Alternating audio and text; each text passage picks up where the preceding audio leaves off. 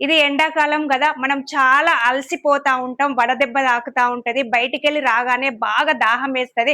మన బాడీలో ఉన్న ఎలక్ట్రోలైట్స్ అనేటివి తగ్గిపోతా ఉంటాయి. మనం ఇంటికి రాగానే ఏం చేస్తాం? వెంటనే కూల్ వాటర్ తాగుతాం. కానీ కూల్ వాటర్ తాగడం వల్ల బాడీ కూల్ అవ్వదు.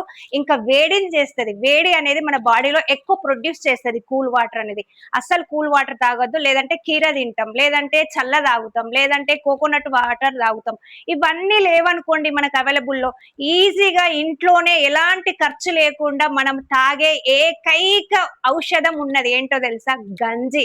మనం అన్నం వండినప్పుడు ఒక పావు లీటర్ గంజిని గనక వార్చుకొని దాంట్లో కొంచెం ఆనియన్స్ లేదంటే క్యారెట్, బీట్రూట్, లైట్‌గా ఆనియన్స్, లైట్‌గా పెప్పర్ పౌడరు, లైట్‌గా సాల్ట్ ఏసుకొని గనక తాగితే మీకు ఎలక్ట్రోలైట్స్ అనేటివి వెంటనే వచ్చేస్తాయి. తక్షణ శక్తొస్తది.